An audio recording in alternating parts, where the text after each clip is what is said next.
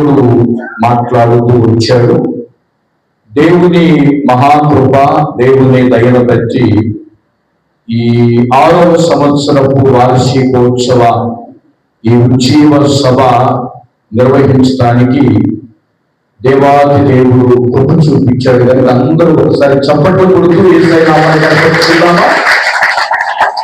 చాలా సంతోషం. పూర్వలారా, మరి దైవజనులను మనం ప్రేమతో ఆహ్వానించుకుందాం. దైవజనులు పేరు నోయల్ థియోడర్ గారు, అంతేనయ్యా? అంతే, నోయల్ థియోడర్ గారు మన మధ్యలోకి వచ్చారు. ప్రియమైన దేవుని పిల్లలారా, అనంతపురం జిల్లా తాడిపత్రి ప్రాంతంలో అన్ని జనుల మధ్య దేవుని పరిచర్య చేస్తున్నటువంటి దైవజనులు, చిన్న వయస్సులో అన్యుల కుటుంబాల్లో నుంచి రక్షించబడి దేవుని చేత అభిషేకించబడినటువంటి దైవజనులు, నిజంగా మనకు పరిచయం కావటం, మన మధ్యలోనికి రావటం, మన ఈ చిన్ని సంఘాన్ని ప్రేమించి అంత దూరం నుంచి ప్రయాసపడి వచ్చిన ప్రియమైన దేవుని పిల్లలారా, మరి దైవజనులు మనకు ఎట్లాగో పరిచయమో తెలుసా? మన సహోదరి, మన గ్రామంలో చంచమ్మ గారి కుమారుడు సమూయేలు మనందరికీ తెలుసు. ఆ సహోదరుడు ద్వారా దైవజనులు పరిచయం అయ్యారు. అంతేకాకుండా సమూయేలుకి అల్లుడు గారు, గట్టిగా చెప్పలు కొడుతూ ఏసైనా అల్లుడు గారు బంధువులు. నేను ఒకసారి ఆ ఇంటికి వెళ్ళాను. సమూయేలు వాళ్ళ ఇంటికి ప్రార్థన చేయడానికి వెళ్తే, అయ్యా ఈ సంవత్సరం దైవజనులను పిలుద్దామనుకుంటున్నాం, ఇంకా నేను అక్కగారితో మాట్లాడి ఏ నిర్ణయం తీసుకుంటాను అని అన్న.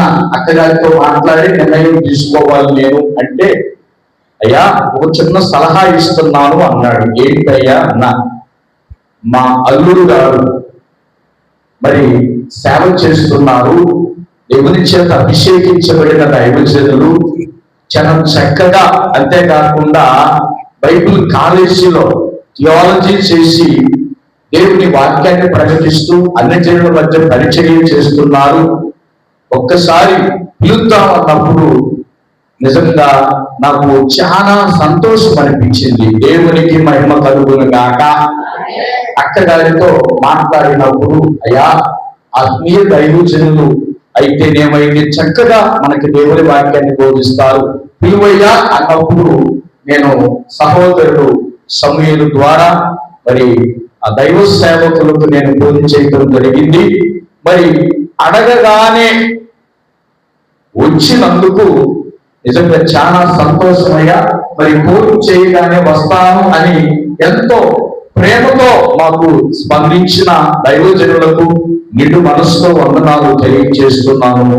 మరి ఈ సమయాన్ని దేవుని సేవ అర్పిస్తున్నాం. చప్పట్ల కొడుతూ ఈ సమయాన్ని సేవకులకు అప్పగిస్తున్నాం. గట్టిగా చప్పట్ల కొడుతూ సమయాన్ని సేవకులకు అప్పగిస్తున్నాం.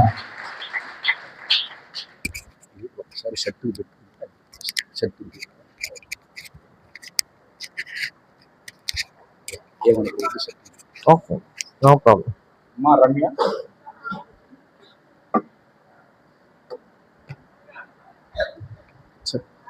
హలో,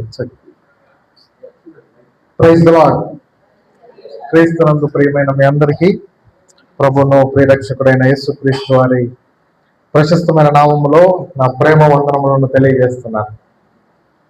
మీ అందరికీ పరిచయం చేయటకై ప్రభువు నాకు అనుగ్రహించిన ఈ తరుణమునకై ప్రభువుకు వందనస్తుడనై ఉంటున్నాను. అలాగే నన్ను ఆహ్వానించి మీ మధ్యలో పరిచయం చేయటకై నన్ను ఆహ్వానించిన దైవజనులైన వారికి ప్రభు పేరట నా వందనములను తెలియజేస్తున్నాను. రండి, లేవీ కాండము 12వ అధ్యాయం, లెవిటికస్ చాప్టర్ 12, లేవీ కాండము 12వ అధ్యాయం. ఎవరైనా తెలుగు బాగా చదవగలిగిన వాళ్ళు కొంచెం దగ్గర కూర్చొని నాకు అందిస్తే నేను మీకు వందనస్తులై ఉంటాను. నాకు తెలుగు చదవడం పెద్దగా రాదు. నా తెలుగు కూడా మీకు కొంచెం దయచేసి సహకరించవలసిందిగా ప్రభు పేరట మనవి చేస్తున్నాను. హల్లెలూయా. దైవజనులు ఇక్కడ చిన్న గుడిసెలో ఆరంభించి ఒక తల్లి గారి ద్వారా ఇప్పుడు ఇంత సంఘమైందని చెప్తే నాకు చాలా సంతోషం అనిపించింది. ఎందుకంటే మేము చాలా చిన్నవాడిగా ఉన్నప్పుడు మా డాడీ తిరుపతి దగ్గర లక్ష్మీపురం అనే ఊర్లో సేవ చేస్తా ఉన్నప్పుడు అక్కడ నుండి కారణమిట్ట అనే ఒక ఊరు ఉండేది. అక్కడ ఒక ముసలామ ప్రతి ఆదివారం కష్టపడి మందిరానికి వచ్చేది. కొంచెం తగ్గి నేనే కొంచెం గట్టిగా మాట్లాడతాను. ఒక ముసలామ ఎత్తుక్కొని అంత దూరం వచ్చేది మందిరానికి. చాలాసార్లు ఆమె చనిపోతుంది అనుకున్నాం. అంటే మంచంలో పడి ఇంకా చనిపోయిందేమో. నాకు 2 చెడ్డ అలవాట్లు ఉన్నాయి. ఏంటంటే నేను మాట్లాడేటప్పుడు ఎవరైనా మాట్లాడితే నేను మాట్లాడడం ఆపేస్తా. రెండోది, నేను మాట్లాడేటప్పుడు నిద్రపోయినా లేస్తే నిర్మోహమాటంగా లేపుకుంటా. ఈ పూటకి నన్ను భరించండి. Okay, super. కాబట్టి ఎవరు నిద్రపోవద్దు, ఎవరు మాట్లాడద్దు. ఓకే, అట్లా దాని తర్వాత కాలంలో ఆమె ద్వారా ఆ పల్లెటూరులో సంఘము నిర్మించడానికి ఒక 1/2 ఎకర్, ఒక 1/2 ఎకరా స్థలము తీసుకొని మందిరము నిర్మించడానికి ప్రభు కృప చూపించాడు. అంటే to be used by God, దేవుని ద్వారా వాడబడడానికి వయసుతో సంబంధం లేదు. ఆమేన్. నా మాటలు మీకు చివరిలో వినపడుతున్నాయా? సూపర్. దేవుని ద్వారా వాడబడడానికి వయసుతో సంబంధం లేదు, సీనియారిటీతో సంబంధం లేదు. Only thing is you need to be available to God. దేవునికి నువ్వు అందుబాటులో ఉండడమే కావాలి. ఆమేన్. అందుకే ఒక భక్తుడు ఇట్లా అన్నాడు, availability is the greatest ability అన్నాడు. అంటే దేవునికి అందుబాటులో ఉండడము గొప్ప సామర్థ్యత. ఆమేన్. కాబట్టి దేవునికి మనం అందుబాటులో ఉండగలిగితే దేవునికి వయసుతో సంబంధం లేదు. ముసలామ ద్వారా సంఘమైన స్థాపించగలడు, చిన్నోడి ద్వారా సంఘమైన లేపగలడు. ఆమేన్. షిలోహులో దేవుని సన్నిధి రావడానికి బాలుడైన సమూయేలే కారణం, అవునా కాదా? సో దేవునికి వయసుతో లేదా భేదాలతో, తారతమ్యాలతో దేవునికి సంబంధం లేదు. Only thing is, are you available to God? దేవునికి నువ్వు అందుబాటులో ఉన్నావా లేదా అన్నది మాత్రమే దేవుడు చూసేది. అందును బట్టి ఆ తల్లి గారిని బట్టి నేను ప్రభువును గణపరుస్తున్నాను. ఆమేన్. లేవీకాండము 6వ అధ్యాయం 12వ వచనము అందరము కలిసి చదువుకుందాం. లేవీకాండము 6వ అధ్యాయము 12వ వచనము అందరము కలిసి బిగ్గరగా, స్పష్టంగా, గట్టిగా, ప్రార్థనాపూర్వకంగా అర్థము చేసుకుంటూ చదవవలసిందిగా ప్రభు పేరట మిమ్మను మనవి చేస్తున్నాను. బైబిల్లో ఉన్న వారందరూ మీ బైబిళ్లను తెరచి లేవీకాండము 12వ అధ్యాయము, క్షమించండి, గుడ్, సూపర్, 6వ అధ్యాయము 12వ వచనము అందరం కలిసి చదువుకుందాం. The fire on the alter, మీరు కలిసి చదవండి. నాది ఇంగ్లీష్ బైబిల్, మీరు తెలుగు బైబిల్ అంతే. The fire on the altar must be kept burning, it must not go out. Every morning the priest is to add fire and arrange on the fire and burn the fat of the fellowship offering on it. Amen.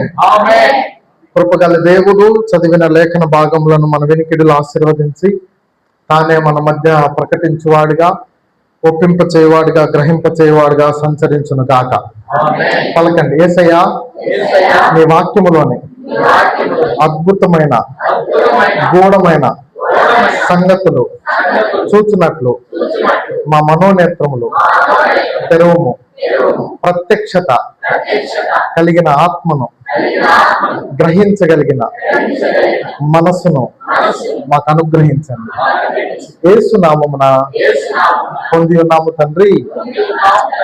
Amen. Amen. పల్లదేవుల పాలదు amen బాగా చెప్తారని విన్నాను, ఇప్పుడు వింటే నిజం అనిపిస్తుంది. సరే, బలిపీఠం మీద అగ్ని నిత్యము మండుచుండవలెను, అది ఆరిపోకూడదు, అది ఆరిపోకూడదు. ఈ ఈ ఈ మాటలు చాలా శ్రేష్టమైన మాటలు, చాలా శ్రేష్టమైన మాటలు. బలిపీఠం మీద అగ్ని నిత్యము మండుచుండవలెను, అది ఆరిపోకూడదు. ఆరిపోకూడదు అన్న దాని దగ్గర 3 కనీసమైన బాధ్యతలు మనకు కనపడతాయి. 3 కనీసమైన బాధ్యతలు మనకు కనపడతాయి. ఈ మాట చెప్పడానికి గల కారణము ఏంటి అంటే, యాజకుడైన వాడు ఆ బలిపీఠం మీద అర్పించబడిన ఆ బలిని అగ్ని దిగి వచ్చి దాన్ని దహించి వేయడం ఆరంభించిన తర్వాత ఆ బలి లేదా ఆ మంట ఆరిపోకుండా దైవజను లేదా యజమానుడు లేదా యాజకుడు అక్కడ దాన్ని నిత్యము మండుచుండులాగున అక్కడ కాచుకొని కావలసినప్పుడు అక్కడ కట్టెలను పోగు చేసి ప్రతి ఉదయమున కట్టెలు వేసి దాన్ని మంటను మండుచుండేలాగా చేయాలి. అక్కడ ఉన్న యాష్ బూడిదను అక్కడ నుంచి తీసివేసి సెర్మోనియల్ క్లీనింగ్ పరిశుద్ధపరచబడిన ఆ స్థలము దగ్గర ఆ బూడిదనంతా తీసి అక్కడ వేస్తూ ఈ బలిపీఠం మీద అగ్ని నిత్యము వేపుతా ఉండాలి. బలిపీఠం మీద అగ్ని నిత్యము వేపుతా ఉండాలి. దాని ద్వారా ఏం జరుగుతూ ఉంటదంటే దేవుని సన్నిధి లేదా అక్కడ అర్పిస్తున్న బలి దేవుడు అంగీకరించబడుతున్న దానికి సాదృశ్యముగా ఆ అగ్ని దేవుని యొద్ద నుండి దిగివచ్చి ఆ బలిపీఠం మీద ఉన్న ఆ బలిని మండించిన తర్వాత అది దేవునికి ఆగ్రహించేదిగా, దేవుడికి ఇష్టమైన సువాసనగా దానిని దేవుడు అంగీకరించేవాడుగా ఆ దినములలో అది నియమముగా జరిగించబడుతూ ఉండేది. ఆమేన్. అయితే దేవునికి స్తోత్రము. దేవుడు మనకు ఆ యేసుక్రీస్తు ప్రభు వారి ద్వారా ఆయనే బలిగా అర్పించబడి మన కొరకై ఆయన అర్పించబడట ద్వారా మనము తిరిగి బలులను అర్పించవలసిన అవసరము లేకుండా చేసినాడు. ఆమేన్. లేకపోతే మనము కూడా పాప పరిహారార్థ బలి, అపరాధ పరిహారార్థ బలి, ఇలా 5 రకాలైన బలులు మనకు లేవీ కాండంలో కనపడతాయి. ఈ 5 రకాలైన బలుల్లో ఆయా సందర్భాలను బట్టి ఆయా అక్కర్లను బట్టి మనము కూడా బలులు అర్పించవలసి ఉండేది యేసు ప్రభు వారు రాకపోయి ఉంటే. అయితే దేవునికి స్తోత్రము, యేసుక్రీస్తు ప్రభు వారి ద్వారా మనకు ఆ బలిని ఆయనే బలి పశువుగా మార్చబడి ఆయనే అర్పించబడుతూ వచ్చినాడు. అందుకే ఆయన గురించి రాయబడింది కదా, ఇదిగో లోక పాపములను మోసుకొని పోవు దేవుని గొర్రెపిల్ల. హి వాజ్ ద ల్యాంబ్. ఆయన గొర్రెపిల్లగా మార్చబడుతూ వచ్చినాడు. కారణము ఏంటి అంటే, ఆయన అర్పించబడుట ద్వారా మనము మన పాపముల నుంచి విమోచించబడిన వారమై క్రీస్తు యేసుతో దేవునికి మానవునికి మధ్య ఉన్న ఆ యొక్క వాయిడ్, ఆ యొక్క ఖాళీని, ఆ యొక్క గ్యాప్ ని యేసుక్రీస్తు ప్రభు వారి ద్వారా అది నింపబడుతూ వచ్చింది. ఆమేన్. అందుకే ఇప్పుడు క్రీస్తు యేసునందు మనకు దేవుని ఎదుటకు ధైర్యముగా రాగలుగుటకై మనకు అవకాశం అనుగ్రహించబడింది. ఆమేన్. అందుకే మనము చూడగలుగుతూ రావచ్చు. ఇప్పుడు ధైర్యముగా మనము తండ్రి, అబ్బా ఫాదర్, అబ్బా తండ్రి అని మొరపెట్టుటకు మనకు అర్హతను క్రీస్తు యేసు ద్వారా మనకు అనుగ్రహించబడుతూ వచ్చింది. ఆమేన్. ఈ అర్హతను మనము పొందుకోవడానికి మనము చేసిన పని ఒకే ఒకటి, అదేంటంటే విశ్వాసం. అంతకుమించి ఏమన్నా చేసినామా? మనమేమి మీ ఊర్లో డబ్బులు ఇస్తే రక్షణ అట్లేం లేదు కదా, బతికిచ్చినారు. మనము కేవలము విశ్వాసము ద్వారా రక్షించబడిన వారం. అంటే ఎంత సామాన్యముగా చేయబడుతూ వచ్చిందంటే రక్షణ, ఇప్పుడు క్రీస్తు యేసునందు ఎవరైతే విశ్వాసం ఉంచినారో వారు ఎలాగూ అది పోల్చబడుతూ వచ్చిందంటే, ఇప్పుడు మనము క్రీస్తు యేసునందు విశ్వాసం ఉంచితే, ఇప్పుడు ఆయన శిలువ మీద మరణిస్తే ఎంతనో, మనము ఆయన యందు విశ్వాసం ఉంచితే ఆయనతో సమానముగా మరణించినట్టు. హలో, ఆమేన్. ఇప్పుడు ఆయన యందు విశ్వాసం ఉంచితే ఆయన శిలువ ద్వారా ఎంత శ్రమ పడినాడో అంతగా మనము శ్రమపడిన దాంతో సమానం. ఆమేన్. ఇప్పుడు ఆయన యందు విశ్వాసం ఉంచితే ఆయన చనిపోయినప్పుడు ఎంతనో మనము ఆయన యందు విశ్వాసం ఉంచడం ద్వారా ఆయనతో సమానంగా మరణించిన వారం. ఆమేన్. అందుకే రాయబడింది, ఇప్పుడు ఆయన యొక్క మరణ భూస్థాప పునరుత్థానములో బాప్తిస్మము ద్వారా మనము ఐక్యపరచబడిన వారం. ఆమేన్. అందుకే ఇప్పుడు క్రీస్తు యేసునందున్న వారికి ఏ శిక్ష విధి లేదు. ఎందుకు లేదు అంటే, ఇప్పుడు క్రీస్తు యేసునందు ఎవరైతే విశ్వాసం ఉంచినారో ఈయన పొందవలసిన, అనగా ఒక వ్యక్తి రక్షించబడడానికి లేదా పాప విముక్తి చెందడానికి కావలసిన శిక్ష పరిహారార్థం ఎక్కడ దొరికిందంటే క్రీస్తు యేసునందు దొరికింది. ఇప్పుడు ఆయన యందు విశ్వాసం ఉంచడం ద్వారా మనము ఆయనతో బాప్తిస్మమునందు ఏకీభవించిన వారమై మనము కూడా సమాధిలో పాతి పెట్టబడి లేపబడిన వారితో సమానం. ఆమేన్. అందుకే ముంచి లేపుతారు. అర్థం ఏంటి? నేను క్రీస్తుతో కూడా సమాధి చేయబడుతున్నాను, నేను క్రీస్తుతో కూడా లేపబడుతున్నాను. ఆమేన్. ఇప్పుడు మన విశ్వాసము కేవలము యేసుక్రీస్తు యందు ఉంచట ద్వారా ఆయన మరణ భూస్థాప పునరుత్థానములో ఏకీభవించబడిన వారమై, శిక్ష నుండి అనగా తీర్పు నుండి తప్పించబడిన వారమై దేవుని సన్నిధిలో ధారాళమైన ప్రవేశము కలిగి ఆయనను ఆరాధించుటకు, ఆయనను కలుసుకొనుటకు, ఆయనతో ముచ్చటించుటకు, ఆయనతో సహవాసము కలిగి ఉంటుటకు మనము పిలువబడిన వారముగా ఉన్నాం. హల్లెలూయా. అందుకే ఇంకా ఇక్కడ కూర్చున్న వారిలో ఎవరైనా మీరు ఇంకా రక్షించబడకుండా ఉంటే మీకు ఒక శుభవార్త. యేసుక్రీస్తు ప్రభువారు మిమ్మల్ని ప్రేమించి మీ కొరకై భూలోకమునకు వచ్చి ఆయన దేవుడై ఉన్న ఆయన మనిషిగా భూలోకములో జన్మించి ఆయన మరణించి నీ కొరకై నీవు పొందవలసిన శిక్షనంతటిని ఆయన పొంది ఆయన తిరిగి పునరుత్థానుడై ఆరోహణమైన వాడుగా ఉన్నాడు. ప్రియమైన సహోదర సహోదరి, ఇంకా యేసు ప్రభు ఎవరో నీకు తెలిసి నువ్వు రక్షించబడకుండా ఉంటే ఈ దినము ఈ మాటలు నీ కొరకే. నువ్వు క్రీస్తు యేసునందు విశ్వాసం ఉంచడం ద్వారా నువ్వు మరణములో నుండి జీవములోనికి దాటించబడతావు, నాశనములో నుండి నిత్యత్వపు జీవములోనికి నువ్వు నడిపించబడతావు. ఇట్టి అవకాశమును నువ్వు కాలదన్నుకోవద్దు. రేపు నమ్ముకుందాంలే, వచ్చే వారం బాప్తిసం తీసుకుందాంలే, వచ్చే నెల మనం రక్షించబడదాంలే అనుకుంటే మరణానికి మర్యాద లేదు. మరణానికి మర్యాద. ఇప్పుడే వస్తానని బయటికి పోయినాడు శవమై వస్తున్న రోజుల్లో మనం బ్రతుకుతున్నాం. కాబట్టి మరణానికి మర్యాద లేదు. చిన్నోడిని పట్టుకొని పోగలుగుతుంది, ముసలాన్ని పట్టుకుపోగలుగుతుంది, మధ్యలో ఉన్నల్ని మరణానికి మర్యాద లేదు. కాబట్టి మనము మర్యాదగా దేవుణ్ణి నమ్ముకుంటే దేవుని దగ్గరికి వెళ్తాం. ఆమేన్. ఇంకా రక్షించబడకుండా ఉంటే ఇది నీ కొరకైన శుభవార్త.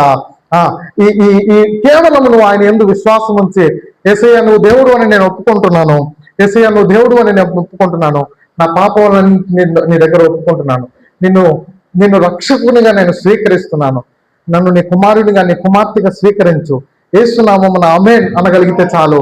నువ్వు ఆయన యందు విశ్వాసం ఉంచి ఆయన రక్షణలో నీవు పాలి భాగస్తురాలు కాగలవు. ఆమేన్. ముందుకు వెళ్దాం. బలిపీఠం మీద అగ్ని నిత్యము మండుచుండవలెను, అది ఆరిపోకూడదు. ఆరిపోకుండా పెట్టుకోవలసిన లేదా ఉంచుకోవలసిన, నా మాటలు ఒకవేళ మీకు తప్పుగా అనపడితే ఏమనుకోవద్దండి. ఎందుకంటే రాయలసీమలో నాది రాయలసీమ భాష కాబట్టి మీకు ఇక్కడ ఆడ భాష ఈడ భాష వేరే ఉంటది. కాబట్టి నేనేమి పొరపాటు కూడా బూతులు మాట్లాడను. మీకు అట్లా ఏమన్నా అనిపిస్తే అది ఇక్కడ బూత్ అక్కడ బూత్ కాదు. ఎందుకంటే నేను ఒకసారి నరసరావుపేటలో వాక్యం చెప్తా ఉంటే మామూలుగా ఏదో వాక్యం చెప్తే నేను ఒక మాట అన్నానంట. ఆ మాట అక్కడ బూత్ అంట. అది వాస్తవంగా బూత్ కాదు, కానీ ఇక్కడ అది వేరే అర్థం వస్తుంది, భాష వేరే వస్తుంది. ఎందుకంటే మీకు ఉదాహరణ ఎట్లా చెప్పాలంటే అరిసెలు అంటారు. మీరేమంటారు? ఇక్కడ అరిసెలు అంటారా? అరిసెలు అంటే తమిళ్లో బియ్యం అని అర్థం. అర్థమైందా? అరిసెలు అంటే బియ్యం అంటే మా నాన్న తమిళోడు, నేను తమిళనాడుకి సంబంధించిన, మా అమ్మ కర్ణాటక, నేను కాట్ల కర్ణాటక సంబంధించిన అండి. కాబట్టి అరిసెలు అంటే బియ్యం. ఇప్పుడు రాయలసీమలోకి వచ్చి అరిసెలు అంటే అర్థం కాదు, అక్కడ ఏమనాలంటే అత్తరసలు అనాల. మీరు గారెలు అంటారు, మేము అక్కడ వడలు అంటాం. అట్లా వ్యత్యాసమే తప్ప నా నోటి నుంచి ఏం వేరే రావు. కాబట్టి ఎవరు నన్ను అపార్థం చేసుకోవద్దు. సరే, మంచిది. ఇప్పుడు బలిపీఠం మీద అగ్ని నిత్యము మండుచుండవలెను, అది ఆరిపోకూడదు. ఆరిపోకుండా చూడవలసిన బాధ్యత యాజకులైన వారి మీద, యాజకులైన వారికి అది అప్పగించబడుతూ వచ్చింది. ఆమేన్. అయితే అప్పగించబడిన తర్వాత కనీసము 6 విషయాలలో బైబిల్ గ్రంథంలో పరలోకం నుండి అగ్ని దిగి వచ్చిన సందర్భాలను మనము చూడవచ్చు. అయితే ఈ 6 సందర్భాలు 6 వేరు సందర్భాలలో ఇతర వ్యక్తుల ద్వారా అది ఆ అగ్ని రాగలుగుతూ వచ్చింది. నేను 2-3 విషయాలు, మన సమయము పరిమితి కొలది, నేను నాకు ఇవ్వబడిన సమయంలో నేను చెప్పి ముగించే ప్రయత్నము చేస్తా. బలిపీఠం మీదకి అగ్ని వచ్చిందంటే దేవుడు దానిని అంగీకరించినట్టు. Amen. Fire is the sign of acceptance. అగ్ని దేవుడు బలిని అంగీకరించినట్టు అది సూచన, అది సూచన. ఈ సూచన దేనికి గుర్తంటే the sacrifice that was offered on the altar was accepted by God. దేవుని ద్వారా అక్కడ అర్పించబడిన బలి అంగీకరించినట్టు అక్కడ సూచనగా చెప్పబడుతూ వచ్చింది. అయితే ఇతర 5 సందర్భాలలో కూడా అగ్ని పరలోకము నుండి దిగి వచ్చింది. ఆ ప్రతి అగ్ని బలికి సంబంధించిన అగ్ని కాదు, బలికి సంబంధించిన అగ్ని కాదు. అయితే మనము ఎలాంటి అగ్నిని ఆకర్షించే వారముగా ఉన్నామో మనల్ని మనం ప్రశ్నించుకోవాలి. ఆమేన్. అందుకే మీ మనసులో గుర్తుండడానికి ఒక టైటిల్ చెప్తా. ఏంటంటే మనము ఆకర్షించే అగ్ని ఏ అగ్ని అనేది మనం గుర్తుపెట్టుకోవాలి. మనం ఆకర్షించే అగ్ని ఏ అగ్ని? మీ పక్కన వాళ్ళతో చెప్పండి. మనము పక్కన వాళ్ళతో మాట్లాడుతారా మీరు?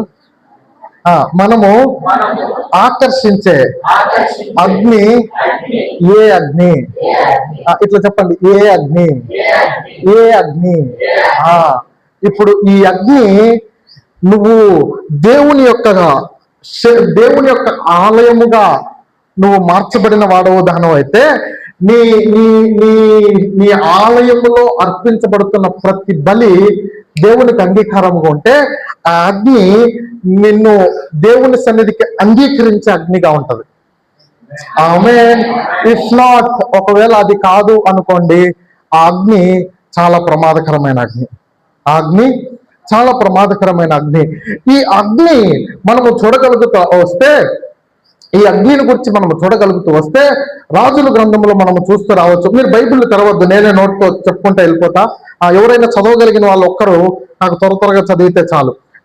ఈ అగ్ని ఆకాశము నుండి దిగి వచ్చి ఆ బలిని దహించినట్లే ఆ పర్వతం మీద ఒక దైవజనుడు 450 మంది ఇతర 450 మంది బయలుదేవతలు, 400 మంది ఇతర దేవతలు, ప్రవక్తలు, మొత్తం 850 మంది ఆ పర్వతం మీద ఉన్నారు.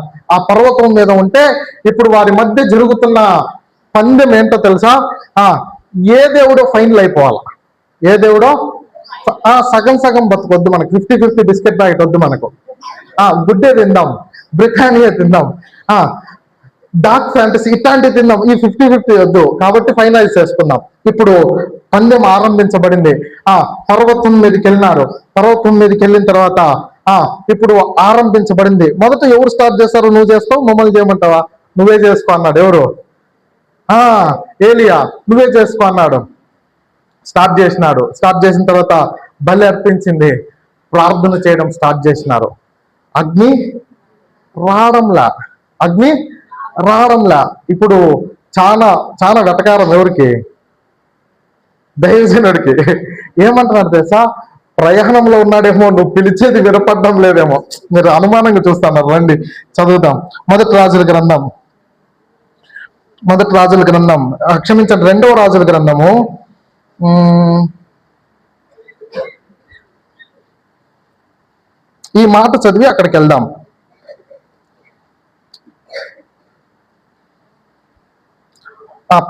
మొదటి రాజుల గ్రంథం 18వ అధ్యాయము 38వ వచనం.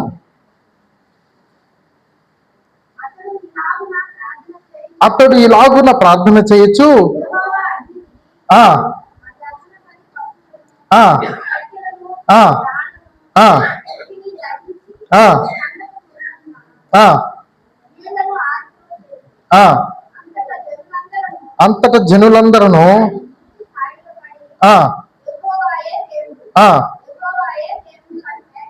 అక్క ఒక్క నిమిషము. 18వ అధ్యాయము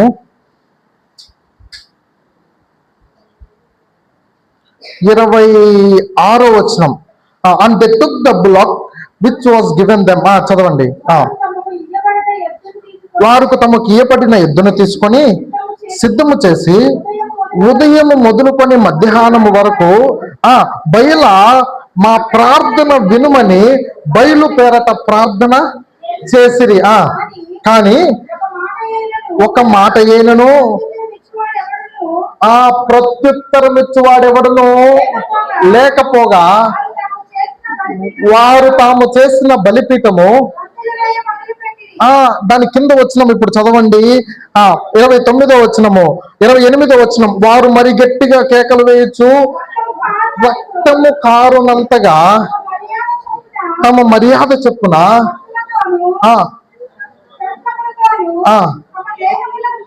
అసలు కత్తులతో ఒళ్ళును కోసుకోవడం మర్యాద అంటారా? మీకు అర్థమవుతుందా? కత్తులతో ఒళ్ళు కోసుకోవడం మర్యాద అంటారా? మీ ఊర్లో అంటారా? మా ఊర్లో అయితే అనరు. అది మర్యాద కాదు. కానీ వారి మర్యాద చెప్పున అంటే యూ కుడ్ అండర్స్టాండ్. నువ్వు అక్కడ ఏమి అర్థం చేసుకోగలవంటే అక్కడ ఉన్న విగ్రహారాధ సంబంధమైన ఆచారాలు ఎంత కఠినముగా ఉన్నాయో మనం అర్థం చేసుకోవచ్చు. ఎంత కఠినంగా ఉన్నాయో మనం అర్థం చేసుకోవచ్చు. ఇంకా ఐగుప్తులో ఒక నది ఉంది. ఆ నదిలో ఏం చేస్తారంటే పుట్టిన పిల్లలను తీసుకొని పోయి ఆ నదిలో పారేస్తారు. ఎవరిని? పేర్లు చెప్తే బాగుండదు, అందుకే చెప్పట్లా. ఆ నదిలో పారేస్తారు. ఆ నదిలో పారేస్తే అది వారి దేవతకు బలిగా వారు భావించేవాళ్ళు. ఎంత భయంకరం కదా! ఇలాంటి కఠినమైన వాటిని పూజిస్తున్న వారు అక్కడ ఉన్న బయలుదేవత ప్రవక్తలు వారు వేసిన ఈ పందెములో వారు తమ శరీరములను కోసుకొని వారు పిలిచి రక్తం వచ్చినట్టుగా కేకలు వేస్తున్నా కూడా ప్రతిస్పందన లేదు. చదవండి. వారు మరి గట్టిగా కేకలు వేయచ్చు, రక్తము కారు మట్టుకు తమ మర్యాద చెప్పున కత్తులతోనూ శస్త్రములతోనూ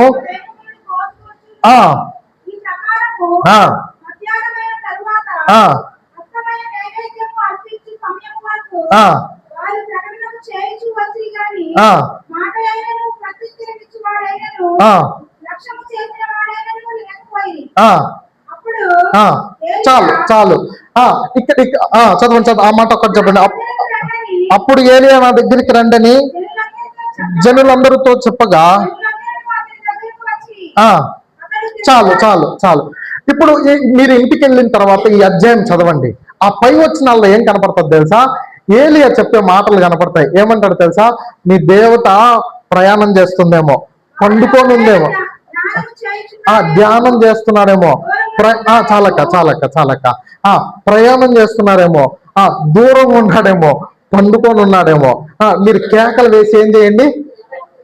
ఉంటే కదా, హలో, ఉంటే కదా పలకడానికి.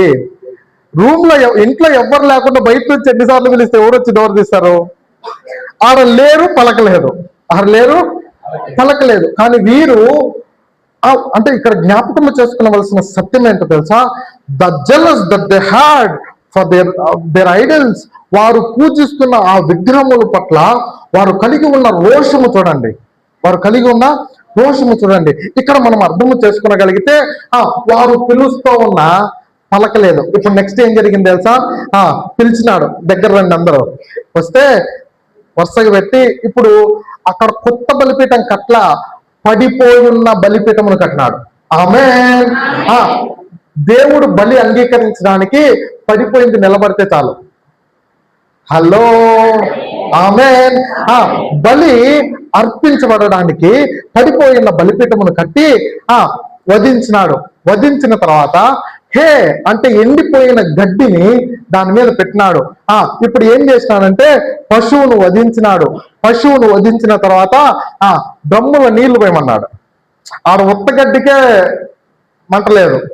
నేను చెప్పే మాట అర్థమవుతుందా? మీరేమంటారు, ఒట్టి గడ్డి అంటారా? ఒట్టి గడ్డికే మంటలేదు ఆడ. ఈయన గడ్డి వేసి మళ్ళీ నీళ్లు పోయమంటున్నాడు. ఎవరు? ఒట్టి గడ్డికే దిక్కులేదు అక్కడ.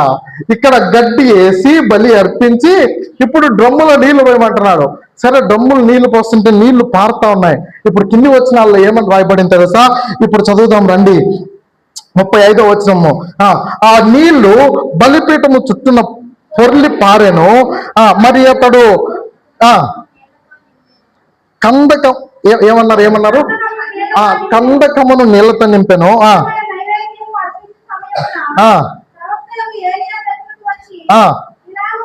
ఇలాగూ ప్రార్థన చేశాను, యెహోవా అబ్రహాము, ఇస్సాకు, ఇశ్రాయేలుల దేవా, ఇశ్రాయేలు మధ్య నీవు దేవుడు అయి ఉన్నావనియు, నేను నీ సేవకుడునై ఉన్నాననియు, ఈ కార్యములన్నీ నీ సెలవు చేత చేసిననియు ఈ దినమున కనపరచుము. యెహోవా నా ప్రార్థన ఆలకించుము. యెహోవావైన నీవే దేవుడవై ఉన్నావనియు, నీవు వారి హృదయములను నీ తట్టు తిరగజేయదవనియు జనులు తెలియనట్లుగా నా ప్రార్థన. ఏం ప్రార్థన చేసినాడండి? ఆమేన్. ఇప్పుడు వచ్చింది ఏంది? అగ్ని. కింద మాటలు చదవండి. అతడు అలాగ ప్రార్థన చేయుచుండగా యెహోవా అగ్ని దిగి దహన బలి. యెహోవా బలి అర్పించబడి నీళ్లు భయపడిందే, నీళ్లు బలిపీఠం చుట్టూ పొర్లి పారుతా ఉన్నాయే, అక్కడికి దిగి వచ్చిన అగ్ని. ఆమేన్. అంటే it speaks of God doesn't need your present situation. నీ ప్రస్తుత స్థితి దేవుడికి అవసరమే లేదు. నువ్వు తడిసిపోయి ముద్దగా చేయబడి ఉన్న దేవుడు నీతో మంట రానిగలడు. ఆమేన్. బలిపీఠము చుట్టూ అగ్ని పొర్లిందంటే ఎన్ని నీళ్ళు పోసిండాలా? ఎన్ని నీళ్ళు పోసిండాలా? కొన్నిసార్లు కొంతమంది మాట్లాడే మాటలు తాత ముత్తాతల నుంచి కోపం వస్తుంది. ఎట్లా మాట్లాడతారు తెలుసా? వయసు అయిపోయింది లెక్క, పెళ్ళి అయిపోయింది లెక్క, ఇంకా నేనేం సేవ చేస్తానక్క, ఇంకా నేను దేనికి అంటే అటు తినడానికైనా పనికొచ్చేది. హలో, దేవుని పట్ల రోషం ఉండక్కర్లేదా? దేవుని కొరకు నువ్వు రోషము కలిగి జీవించక్కర్లేదా? అనేక సార్లు వీళ్ళే కాంప్రమైజ్డ్ లైఫ్. మనము కాంప్రమైజ్ అయిపోయి, కాంప్రమైజ్ ఏమంటారు, రాజీ పడిపోయిన జీవితాన్ని జీవిస్తాం. ఎట్లా తెలుసా? మీ దానికి నేను వస్తే మా దానికి నువ్వు రా. దేనికి? అది నెత్తి మీద కొట్టిన బాగును. అట్లాంటి వాళ్ళకి అర్థం లేని చేస్తూ ఉంటారు. ఎందుకు? నెత్తి అంటే తల. మీరేమంటారు? నెత్తేనా? అర్థం లేని భక్తి. అంటే ఇతరులను ప్రేమించకూడదా? 100% ప్రేమించాలి. వారి దుఃఖములలో వారి ఇంటికి వెళ్ళకూడదా? ఖచ్చితంగా వెళ్ళాలి. వాళ్ళ ఇంట్లో భోజనం పెడితే తినకూడదా? ఖచ్చితంగా తినాలి. మళ్ళీ అట్లాంటి వాటిల్లో వ్యత్యాసం చూపించకూడదు. నీ దేవుని విషయం, నీ విశ్వాసమును గురించి వచ్చినప్పుడు you must live a separated life. నువ్వు నీ దేవుని మెద్దకు, నీ దైవికమైన విషయాలకు వచ్చినప్పుడు మాత్రము you must learn to say no. నువ్వు కాదు కూడదని చెప్పగలగాలి. ఏంటో తెలుసా? ఇది నా విశ్వాసం, అది నీ విశ్వాసం. నీ విశ్వాసాన్ని నేను గౌరవిస్తా, నా విశ్వాసాన్ని నువ్వు గౌరవించు. మా మందిరానికి వస్తే మేమేం నీకు ప్రసాదం మీరు ఎవరన్నా బల్లిస్తారా? ఎవరన్నా కొత్తగా వస్తే? మరి మాకిస్తే నువ్వు ఇంట్లో భోజనానికి పిలువ వచ్చి తింటా, కానీ తినలేనక్క ఏమనుకోవద్దు, తినలేనన్నా ఏమనుకోవద్దు. You should know when to say what. ఎప్పుడు ఏది చెప్పాలో తెలియాలి. ఆమేన్. ఏముందన్నా, అది కూడా ఆహార పదార్థమే కదా, తప్పే కాదు, తిను. కానీ వ్యత్యాసం ఎక్కడో తెలుసా? ఎవరికి అర్పించబడిందో మేక్స్ మ్యాటర్స్. ఎవరికి అర్పించబడిందో అది వ్యత్యాసం అని చూపిస్తుంది. అందుకే అయోగ్యముగా ప్రభు బలను సమీపించడానికి కూడా, రక్షించబడిన వారికి కూడా అర్హత. అందుకే అన్నాడు, అయోగ్యముగా ఎవరైనా ప్రభు బలను సమీపిస్తే, ఇప్పటికీ అనేక మంది నిద్రించుతున్నారు, ఇంకా చాలా మంది రోగులు ఎందుకైనానంటే only differences they participated in the communion in an unworthy manner. అయోగ్యమైన రీతిలో వారు దేవుని బల్లను, ఎవరు రక్షించబడిన వాళ్ళు ప్రభు బల్లను అయోగ్యముగా పాటిస్తేనే, అంత కఠినముగా దేవుడు ట్రీట్ చేస్తే, దేవుని అగ్ని కాని వేరొక అగ్నిని నువ్వు అంటించుకున్నప్పుడు దేవుడు నీ విషయమై కోపపడ్డంటావా? దేవుని అగ్ని కాని అగ్నిని దహించిన అభిరాము, కోరహు, దాతాను వారు వారిని భూమి నెరవేర్చి మృంగలేదా? వారి మీదకి అగ్ని కురవలేదా? ఈ సందర్భాలు మనకు గుర్తురావా? కారణం ఏంటో తెలుసా? Don't ever day to bring the unnecessary unwanted fire in to the altar of God. దేవుని అగ్ని కానిది వేరొక అవసరము లేని ఏ అగ్నిని దేవుని సన్నిధికి తీసుకొని రావడానికి ఎప్పుడూ సాహసించద్దు. నువ్వు ఎవరైనా కావచ్చు. ఆమేన్. కాబట్టి జ్ఞాపకము చేసుకోవలసిన విషయం ఏంటంటే, దేవుడు నీ ప్రార్థనను వినగలిగిన సామర్థ్యత నీకు ఉండాలంటే తర్వాత అధ్యాయంలో అదే ఏమి అంటాడు, నేను రోషము కలిగిన వాడనే ఒక్కరినే నీ సన్నిధిని నిలబడి ఉన్నాను, నేను ఒక్కసారైనను వాటికి నేను మొక్కలేదు, పూజించలేదు. ఎవరికి? బయలుకు ఆయన నిలబడిన మాట. యేసుప్రభు దేవుడు చెప్పిన మాట ఏంటో తెలుసా? నీలాగా నిలబడిన మంది 1000 మంది ఉన్నారు, కానీ వారెవరు ఈ ఛాలెంజ్ తీసుకోవడానికి రెడీగా లేరే. అలాంటి వారు ఇంకా 1000 మంది ఉన్నారు, కనీసము బయలుకు మొక్కని వారు, కనీసము బయలుకు ముద్దు పెట్టని వారు 1000 మంది ఏలియాతో పాటు ఉన్నారు. కానీ ఒక్కడు కూడా ఈయనకున్నంత ధైర్యము. అర్థం ఏంటో తెలుసా? భయపడిపోతున్నాం. ఏం భయపడిపోతున్నాం. దేనికి? సర్టిఫికెట్ వెరిఫికేషన్ వస్తే క్రైస్తవులు అని చెప్పుకుంటే రిజర్వేషన్ పోతుందేమో అన్నా. మీరు మంచి వాళ్ళు అటువంటి వాళ్ళు కాదనుకుంటా. నువ్వు సర్టిఫికెట్ లోనే క్రైస్తవుడు అని చెప్పుకోలేకపోతే ఇంకా నువ్వు దేవుని దగ్గర ఏం చెప్పుకుంటావో నాకు అర్థం కాలేదబ్బా.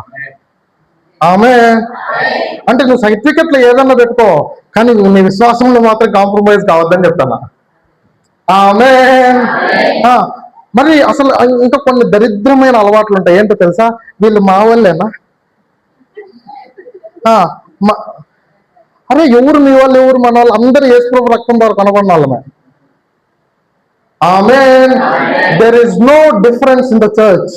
దేవుని సంఘములో నువ్వు ఏ కులస్తుడు అయిన వ్యత్యాసము లేదు. అందుకే ఒక దైవజనుడు అన్నాడు, in church all are equal, all are important, all are prominent, all are precious. దేవుని సంఘములో అందరూ అవసరమైన వారు, ప్రాముఖ్యమైన వారు,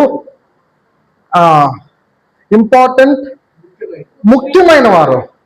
అందరూ ముఖ్యమైన వారే. అన్న ఇన్ని చెప్తాను, నువ్వు పాటించావంటే నేను ఏ కులమో నాకు ఇంతవరకు తెలియదు.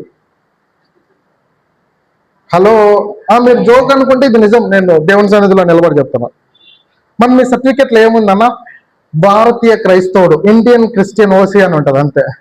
అని మరి మీ భార్య ఏ కులం అన్నా? నాకు ఇంతవరకు తెలియదు అన్నా. నిజంగా తెలీదు. మరి మీ మమ్మీ డాడీ వాళ్ళది? మా డాడీ ఏ కులమో మా మమ్మీ ఏ కులమో తెలియదు. మా నాయన తమిళనాడు, మా అమ్మ కర్ణాటక.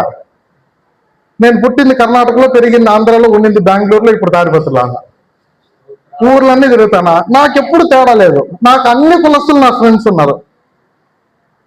అంటే ఎందుకు చెప్తున్నాను తెలుసా?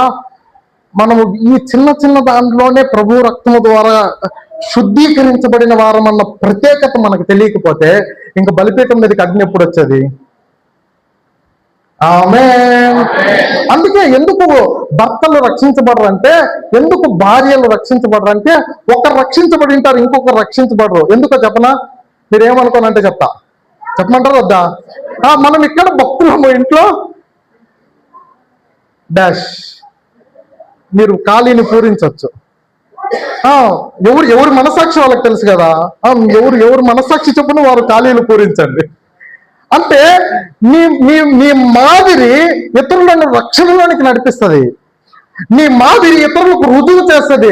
రోషము కలిగిన వాడనే దేవుని ఎదుట నిలబడి నీళ్లు పోసి అగ్ని కొరకు ప్రార్థన చేస్తే యెహోవా అగ్ని ఏమని రాయబడింది? యెహోవా అగ్ని. యహ్వే అనే మాట రాయబడింది. దాని అర్థం ఏంటో తెలుసా? ఆ మాట యొక్క అర్థం ఏంటంటే ఇన్హేల్, ఎక్సెల్. మనం ఊపిరి పీల్చి వదిలితే దేవుని నామం అది. అర్థమైందా? యాహ్వే అనే మాటను తెలుగులో యెహోవా అన్నారు. అంటే కనీసము నీ పెదాలతో కూడా దేవుణ్ణి పలకడానికి అర్హత లేనంత పరిశుద్ధుడైన దేవుని నామము కలిగి ఆయనను వెంబడిస్తున్న వారము ఇప్పుడు ప్రార్థన చేస్తే ఎందుకు దిగిరాదంటారు? ఆమేన్. మన విశ్వాసం ఎట్లుంటదంటే, ఫస్ట్ రోజు హాస్పిటల్లోకి బాగలేదని పోయినామనుకో, సేవకులకు ఫోన్ చేసినప్పుడు అన్న బాగలేదన్నా ప్రార్థన చేయండి అన్న, గొంతు బాగా వస్తుంది. అడ్మిట్ అవ్వాలన్నా అనుకో కొంచెం వాయిస్ తగ్గుతుంది. అడ్మిట్ అవ్వాలన్నారన్నా ప్రార్థన చేయండి అన్న. ఐసీ అన్నారు అనుకో వాయిస్ రాదు. అవునా కాదా? ఎందుకు వాయిస్ రాదు చెప్పు? పరిస్థితి మీద ఉన్న భయము దేవుని యందు విశ్వాసాన్ని తగ్గించింది. అవునా కాదా? నువ్వు అసాధ్యమైన దేవుని యందు నీ విశ్వాసము నిలుపుకోలేకపోతే ఇంకా నువ్వు దేవుణ్ణి ఏమి నమ్మినట్టు? హలో, అవునా కాదా? మన విశ్వాసం ఎప్పటి వరకు ఉండాలి అంటే, అందుకే పౌలు అంటాడు, చచ్చిపోతే ప్రతి వాళ్ళు మాట రాసిస్తే నాకు చాలా బాధ కోపం వస్తూ ఉంటది. ఎందుకో తెలుసా? మంచి పోరాటం పోరాడి తిన్న పరుగును కడముట్టించితే, ఏం మంచి పోరాటం పోయిన ఊర్లో వీధిలో వాళ్ళందరితో కొట్లాడడం మంచి పోరాటమా? No, not that. అది కాదు. మరి ఏది మంచి పోరాటం? ఆడొక మాట రాయబడిన, విశ్వాసమును కాపాడుకుంటుని. ఎట్లా కాపాడుకున్నాడు? ముమ్మారు కోడాల ద్వారా కొట్టబడినప్పుడు విశ్వాసమును వదిలిపెట్టలా. చచ్చిపోయినాడు అనుకోని లాగి తావిడి దగ్గర పారేపోతే పొద్దున్న లేసి దులుపుకొని స్వార్థ చేయడం స్టార్ట్ చేశాడు. విశ్వాసాన్ని వదిలిపెట్టలా. ఊర్లో నుంచి వ్యతిరేకిస్తే విశ్వాసాన్ని వదిలిపెట్టలా. ఆయనకు సంబంధించిన వారు ఆయన వదిలేస్తే విశ్వాసాన్ని వదిలిపెట్టలా. మా బంధువులందరూ మమ్మల్ని చర్చికి పోతున్నారని తక్కువగా మాట్లాడుతున్నారన్నా అంటే నువ్వు ఇక్కడే సిగ్గుపడిపోతే దేవుడు నీ గురించి సిగ్గుపడే రోజు వస్తుంది. జాగ్రత్త. కానీ జ్ఞాపకం చేసుకునవలసిన విషయం ఏంటో తెలుసా? మనము సిగ్గుపడవలసిన దేవుణ్ణి మనం పూజించట్లా, మనము సజీవుడైన దేవుణ్ణి పూజిస్తున్నాం. ఆమేన్. అందుకే రాయబడింది కీర్తనల గ్రంథంలో, వారి విగ్రహములు వట్టివి, అవి ముక్కుండి వాసన చూడవు, కళ్ళుండి చూడవు, చెవులుండి వినవు, గొంతుకుతో మాట్లాడవు అని కింద అంటాడు. వాటిని చేయు వారును అట్టి వారై ఉన్నారు. అంటే ఇప్పుడు చచ్చిపోయిన వాళ్ళని ఆరాధించినోడు చచ్చిపోయినోడు అయినప్పుడు బతికున్నోడిని ఆరాధించే మనం బతికిన వాళ్ళమా కాదా? అందుకే సజీవులే కదా నిన్ను. ఎవరంటే నువ్వు బతికి ఉంటే నువ్వు దేవుణ్ణి ఆరాధించటోనివే. హలో, ఆమె. అందుకే శాబ్ది సంఘముతో అంటాడు, జీవించుచున్నామన్న పేరు మాత్రం నీకున్నది కానీ నీవు మృతులు. ఎందుకు? నువ్వు పాపముల చేతను అపరాధముల చేతను చచ్చిన వారై ఉండగా. అంటే you are dead in trespasses and sin, but thank God, God has given you the salvation with his kindness. ఆయన కృపను బట్టి, ఆయన జాలిని బట్టి, ఆయన దయను బట్టి, ఆయన యందు విశ్వాసం ఉంచడం ద్వారా ఇప్పుడు రక్షించబడ్డాం. అందుకే మారు మనసు పొందిన ప్రతి వ్యక్తికి ఇది రెండవ జన్మగా పరిగణించబడింది. అందుకే తిరిగి జన్మించినావా అని అడుగుతారు. అంటే అర్థం ఏంటో తెలుసా? Have you had faith on God? నువ్వు దేవుని మీద నీ విశ్వాసం ఉంచినావా? Did you accept Jesus as your personal saviour? యేసు ప్రభువుని నీ సొంత రక్షకునిగా నీవు అంగీకరించినావు. That speaks of your rebirth. అది నీ తిరిగి జన్మించడానికి గల కారణం. ఇప్పుడు క్రీస్తు యేసునందు జన్మించిన వాడు నాశనములో నుండి నిత్యత్వం వైపు కొనసాగించబడడానికి ఆరంభించి కొనసాగిస్తున్న వాడే తప్ప మరణించిన వాడు కానే కాదు. ఆమేన్. అందుకే రక్షించబడిన వ్యక్తికి శరీర సంబంధమైన మరణమే తప్ప ఆత్మ సంబంధమైన మరణము లేదు. మరణం అంటే అర్థం ఏంటో తెలుసా? ఎడబాటు. అయితే దేవునికి స్తోత్రము, మనము శరీరము నుండి దూరము చేయబడిన వారమై దేవునితో ఐక్యపరచబడే సాధనముగా క్రీస్తు యేసునందు విశ్వాసం వచ్చిన వారికి మరణం అనుగ్రహించబడుతుంది. ఆమేన్. అందుకే మీరు నిరీక్షణ లేని ఇతరుల వల్లే దుఃఖించకుడి అనే మాట రాయబడింది. ఆమేన్. అందుకే ఏం రాయబడింది తెలుసా? Christian death is a celebration. క్రైస్తవ మరణము సంబరము చేసుకోవాల్సింది. మరి ఏడుస్తాం కదన్నా అంటే, ఏడుస్తావు మనిషి కనపడడం లేదని. కానీ అప్పుడప్పుడు ఫ్లైట్ లో ఎయిర్పోర్ట్కి వెళ్ళేటప్పుడు మీరు ఎవరినన్నా చూసినారనుకోండి, వేరే దేశం పోయేటోళ్ళు తల్లిదండ్రులు ఏడుస్తూ ఉంటారు. అంటే చచ్చిపోయినట్టు దాని అర్థం. నిరీక్షణతో ఉన్నారు, వేరే ఊరికి పోతున్నాడు, మళ్ళీ పోయి కలుసుకుంటామని. క్రైస్తవ జీవితంలో మరణము కూడా అలాంటిదే, అక్కడ కలుసుకుంటాం. ఆమేన్. అందుకే ఇది జ్ఞాపకం చేసుకోవాలి. Don't ever dare to live unrighteous life, uncompromised life. ఎప్పుడు ఎన్నడూ క్రైస్తవ జీవితంలో రాజీ పడిపోయిన జీవితమును జీవించడానికి ఎప్పుడు సాహసించద్దు. ఆమేన్. అట్టి రోషము కలిగిన వారిగా దేవుడు ఈ స్థలమందు నా నా నా మాట కింద ఉన్న ప్రతి వారిని నిలుపును గాక. ఇంతేనా ఆమేన్ అనేది? ఆమేన్, ఆమేన్. అది వాయిస్ అంటే. ఇప్పుడు జ్ఞాపకం చేసుకోవలసిన విషయం ఏంటో తెలుసా?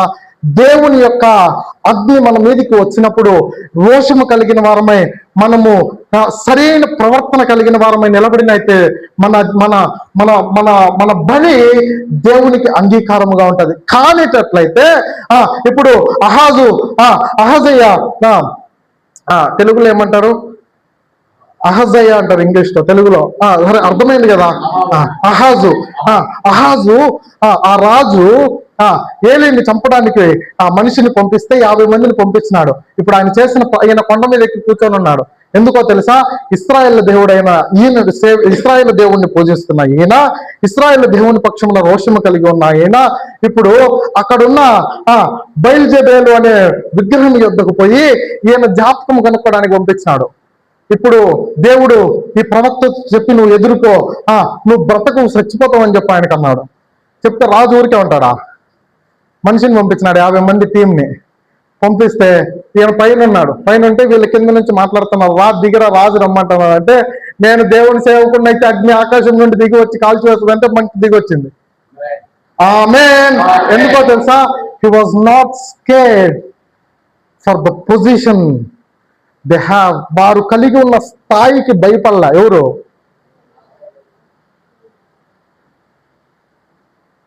మళ్ళీ వీళ్ళు చచ్చిపోతే మళ్ళీ ఊరికే ఉంటాడు. ఇంకొక 50 మందిని పంపించినాడు. మళ్ళీ సేమ్ రిపీట్. మళ్ళీ 3వసారి పంపించినాడు. మళ్ళీ సేమ్ రిపీట్. 4వసారి వచ్చిన ఆయన అంటాడు, నీ దాసుల మీద నీ కటాక్షము ఉండనేమో, దేవుని దృష్టికి నన్ను ప్రీతిగా ఎంచు, నువ్వు దయచేసి వస్తావంటే అప్పుడు దేవుడు చెప్పినాడు, నువ్వు ధైర్యంగా పో. ఎందుకు తెలుసా? వచ్చినోడు దేవుని భయం కలిగినాడు. ఆమేన్. నీతో ఎవరు పడితే వాళ్ళు ఎట్ట పడితే అట్ట మాట్లాడడానికి అవతలోనికి ఒంట్లో చెమటలు రావాలా. ఆమేన్. ఎందుకు తెలుసా? వాళ్ళకి అర్థం కావాలి, ఆమె ప్రార్థన చేస్తే మా జీవితాలు పోతాయరా, వద్దు ఆమెతో పెట్టుకోకూడదని. మీరు అట్లాంటి వాళ్ళు కాదనుకుంటా ఆమెన్ కూడా చెప్పట్లా. ఆమేన్, ఆమేన్. అన్నలకు కూడా అదే వర్తిస్తుంది. వద్దక్క, ప్రార్థన చేయొద్దక్క, నీకు దండం పెడతాను వచ్చి. ఆమేన్, ఆమేన్. మీ ఆమెన్ చెప్తే నిద్రపోయే వాళ్ళందరూ లేయాల. ఆమేన్. విషయం ఏంటో తెలుసా? అట్టి జీవితంలో జీవించడానికి దేవునితో నువ్వు సహవాసాన్ని ఏర్పాటు చేసుకోవాలి. ఇప్పుడు ఆకాశము నుండి అగ్ని దిగి రావాలని ప్రార్థన చేస్తే ఎందుకు రాగలిగిందో తెలుసా? Because he had a fellowship with God. దేవునితో అతను సహవాసము కలిగిన వాడు. దావీదు, సౌలు మీదకి నువ్వు ఎట్లా అంత ధైర్యంగా పోగలిగినావు అంటే, నేను కాదు పోయేది, నేను ఒక ఆయన తరపున పోతున్నా, అది ఎవరంటే యెహోవా నామమున పోతున్నాను అన్నాడు. అక్కడందరూ ఇశ్రాయేలీయులే కదా, ఇశ్రాయేలీయులు ఉన్నారు కానీ వాళ్ళు చీము నెక్తురు లేదు. ఎందుకు తెలుసా? రోషం కలిగి జీవించడంలా. ఒక్కడే గొల్లియాతు వీళ్ళందరూ యుద్ధ నైపుణ్యత కలిగి ఆ యుద్ధ ఆయుధములతో ఉన్నారు, కానీ ఆ గొల్లియాతు మీద ఎదుర్కోవడానికి సామర్థ్యత లేదు, అందుకే భయపడుతున్నారు. ఇప్పుడు దావీదు అన్నాడు, ఈ సున్నతి లేని ఫిలిస్తీయుడు అన్న మాట ఏందో తెలుసా? ఈ సున్నతి లేని ఫిలిస్తీయుడు అంటే వాళ్ళు తలగొట్టేసినట్టు చేసినాడు. ఇప్పుడు ఏమన్నాడు తెలుసా? 5 రాళ్ళు ఏరుకొచ్చినాడు. ఎందుకో తెలుసా? 5 రాళ్ళు బైబిల్లో రాయబడింది. ఫిలిస్తీన్ల సర్దారులు 5 అని రాయబడింది. 5 మంది ఫిలిస్తీన్ల సర్దారులు అంటే గొల్లియాతు తర్వాత 4 వచ్చినారు అనుకో, ఇంకా 4 రాళ్ళు ఉంటాయి కదా, ఒక్కొక్కడికి ఒక్కొక్క రాయ. ఆమేన్. 5 రాళ్ళు. ఆయన కాన్ఫిడెన్స్ చూడండి, అతని విశ్వాసం చూడండి. తీసుకొని నువ్వు కర్రతో నా మీదకి వస్తే నేను కుక్కలాగా కనపడుతున్నా అంటే దావీదు మనసులో ఏమనుకుంటాడు తెలుసా? నువ్వు నా దృష్టిలో కుక్కరా అనుకుంటాడు. అంతకంటే పెద్ద డిఫరెన్స్ కనపడట్లా. నువ్వు ఆజాడు బావుడు కదా, 6 మూరల జానుడు అంటే 9-10 అడుగులేమో, 6 మూరల జానుడు ఉన్నావు. ఇంత ఎత్తోని మీదకి నువ్వు కర్రతో వస్తున్నా సరిపోతున్నా. నేను వచ్చేది రాయితో అయినా నా వెనక వచ్చేది ఎవరు? I'm coming in the name of the God. రోషము కలిగిన దేవుని నామములో వస్తున్నా. అందుకే ఇప్పుడు చుట్టి కొడితే నాకు అనిపిస్తుంది, ఇట్లా ముందుకు కొన్నాడు. ఎందుకు కొన్నాడని నాకు అంటే చిన్నప్పుడు సండే స్కూల్లో ఆ బొమ్మలు చూసినప్పుడు నాకు ఏమనిపించేది తెలుసా? ఒడిసెలతో కొడితే ఇక్కడ కొడితే వెనక్కి పడాలి కదా, ముందుకు పడినాడు. ఎందుకు పడినాడు అని నాకు చాలాసార్లు డౌట్. దేవుడు వెనక నుంచి తన్నింటాడేమో అనిపించింది. ఆమేన్. ఆ, నీకేం కావాలో తెలుసా? నీ చుట్టూ 1000 మంది 10,000 మంది ఉన్నా కూడా నువ్వు దేవుని పక్షమున రోషము కలిగి నడవగలిగితే, దానియేలు, నువ్వు సేవిస్తున్న దేవుడు నిన్ను రక్షించనా? నోట్లో నుండి వచ్చిన సమాధానము రాజుకు నిబ్బరాన్ని కలిగించింది. ఏందో తెలుసా? ఆయన సేవించేటోడు నిజమైన దేవుడు అని. ఆమేన్. రాజు ఆజ్ఞ వస్తే భయపడలా. దినమునకు 3 సార్లు ముమ్మారు ఆ యెరూషలేము వైపు కిటికీలను తెరిచి ముమ్మారు ప్రార్థిస్తున్నాడు. దావీదు, నీకు భయం లేదా? దానియేలు, నీకు భయం లేదా? రక్షించినా సరే, ఎప్పుడు చెప్పే మాట? అగ్నిగుండంలోకి పోయేటప్పుడు చెప్పే మాట. రక్షించినా సరే, రక్షించకపోయినా కూడా సరే. అంటే రక్షిస్తే కాపాడు బయటకు వస్తాం, రక్షించబడితే హతసాక్షి అవుతాం. అందుకే క్రైస్తవుడు మరణానికి భయపడ్డాం. భయపడితే మీరు పరలోకానికి పోరు. నేను చెప్పాను కదా, వాక్యం చెప్పే మాట. పిరికి వారును, అవిశ్వాసులను, అసహ్యులను, మాంత్రికులను, అబద్ధికులను, వాళ్ళందరూ లిస్ట్ ఫస్ట్ ఎవరు? పిరికి వారును. God has not given us the spirit of timid. పిరికితనము కలిగిన ఆత్మను. అంటే దాని అర్థం ఏంటో తెలుసా? నీతిమంతుడు సింహము వలె ధైర్యముగా. ఆమేన్. అంటే నువ్వు నీతిమంతుడు అని నీకు తెలిస్తే నీకు ధైర్యం ఉండాలి. నీ భక్తి నీకు రోషము పుట్టించలేదా? పుట్టిస్తే ఎందుకు కాంప్రమైజ్ అయిపోతున్నావు? నీది నీకు తెలుసు కాబట్టి. అవునా కాదా? నీది నీకు వద్దులేక మా ఇంటి ముందే నువ్వు వాక్యం చెప్పమంటే నా బతికంతా దొరికిపోతాం, దొంగలం. కాంప్రమైజ్ అయిపోతాం. ఒకసారి నేను ఇంకా రక్షించబడలేదు, నాకు ఇంకా టైం ఉందిలేండి. రక్షించబడలేదు. మీ అన్నం టైంకి వదులుతాం. మీకు ఆకలి కాకపోయినా అన్నానికి ఆకలి అవుతుంది కాబట్టి రక్షించబడక ముందు ఒక 3 సంవత్సరాలు సినిమా చూసిన నేను, ఇంట్లో తెలియకుండా దొంగగా. ఎందుకంటే మా ఇంట్లో చాలా డిసిప్లిన్. పొద్దున్న లేసి ప్రార్థన చేసుకోకపోతే మా అమ్మ టిఫిన్ కూడా పెట్టదు. ప్రార్థన చేసి వాక్యం చదివి ఏం చదివినామో చెప్పాలా. తర్వాత కుటుంబ ప్రార్థన అయిపోయిన తర్వాత అప్పుడు మాకు టిఫిన్ ఉంటుంది. రాత్రి కూడా అంతే. కుటుంబ ప్రార్థన అయిపోయిన తర్వాత మాకు తిండి. కుటుంబ ప్రార్థన లేకపోతే తిండిలే. కాబట్టి ఇప్పుడు చదవాలా. ఆ 3 సంవత్సరాలు అంత డిసిప్లైన్గా ఉన్నా కూడా నేను చెడు సహవాసం చేసి ఒక 3 సంవత్సరాలు సినిమా హాల్లోకి పోయి సినిమాలు చేసిన.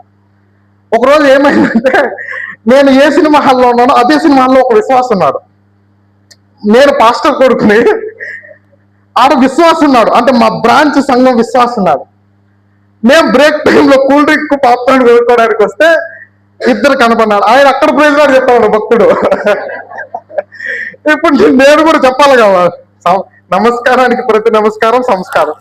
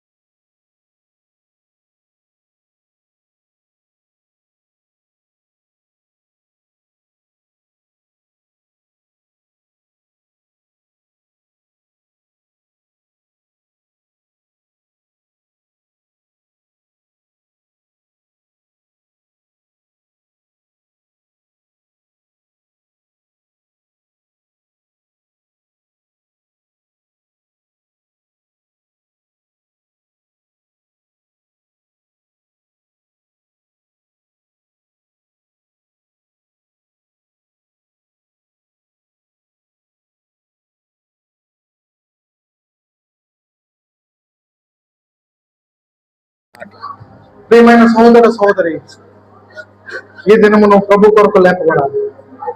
ఈ స్థలములో నువ్వు దీపస్తంభముగా నువ్వు స్థాపించబడాలి. ఈ స్థలములో రోషము కలిగి దేవుని కొరకై జీవించు భక్తిపరురాలుగా, భక్తురాలుగా, దేవుని రాయబారిగా నువ్వు నిలబడాలి. అట్టి ఆశ నీదైతే నీ హస్తములు కనపడలాగా చూపించి నీ కొరకు ప్రార్థన చేస్తావు. ప్రభు లేపిన హస్తములను తాకి నీ హస్తములను పట్టుకొని ఆయన కొరకు స్థిరపరచును గాక. సహోదరుడా, దేవుడు నీ హస్తములు తాకును గాక. సహోదర, దేవుడు నీ హస్తములను తాకును గాక. సహోదరి, దేవుడు నీ హస్తములను తాకును గాక. సహోదరి, దేవుడు నీ హస్తములను తాకును గాక. మీరు ఈ లోకములో రాజ్యముగా మిమ్మల్ని స్థాపించును గాక. మిమ్మల్ని బలపరిచి ఈ లోకము కొరకైనా దేవుని ప్రతిబింబములుగా ఆయన మహిమను కనపరచువారిగా దేవుడు మిమ్మల్ని స్థిరపరచును గాక. దేవుడు మీ హస్తములను పట్టుకొని లేపి ఆయన రాజ్యము కొరకై మిమ్మల్ని స్థాపించి బలమైన సాధనములుగా మిమ్మల్ని వాడుకును గాక. మిమ్మల్ని బలమైన దేవుని ప్రజలుగా ఈ